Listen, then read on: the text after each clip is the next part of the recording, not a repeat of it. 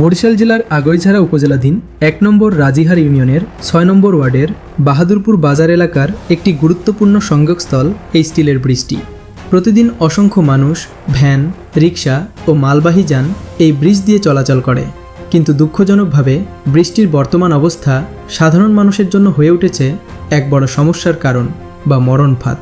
Video এবং ছবিতে দেখা যাচ্ছে একটি মালবোঝাই ভ্যান ব্রিজ পার হতে গিয়ে ভ্যানের চাকা ব্রিজের ভাঙ্গা স্থানে পড়ে যায় এবং অনেক জোরে শব্দ হয়। ভ্যান পড়ে যাওয়ার শব্দ শুনে এলাকার যুবকেরা ছুটে আসে এবং পড়ে যাওয়া ভ্যানটি তুলে। স্থানীয়দের অভিযোগ, ব্রিজটির স্টিলের পাটাগুলো মরিচা পড়েছে, ব্রিজের বিভিন্ন স্থানে ভাঙ্গা এবং নিয়মিত রক্ষণাবেক্ষণের অভাব রয়েছে।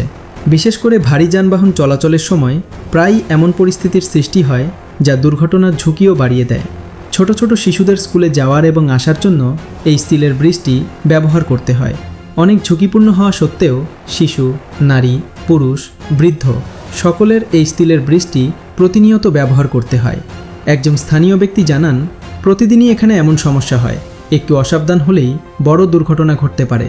কোনো ব্যক্তি যদি অসুস্থ হয়ে পড়ে তাকে অ্যাম্বুলেন্সে করে হাসপাতালে নেওয়ার সময় অনেক সমস্যা দেখা দেয় কেবল এই স্টিলের ব্রিজটির জন্য।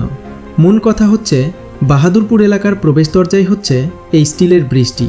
এই ব্রিজটি এলাকার জন্য অত্যন্ত গুরুত্বপূর্ণ হওয়ায় দ্রুত সংস্কার ও প্রশস্ত করার দাবি জানিয়েছেন স্থানীয় বাসিন্দারা।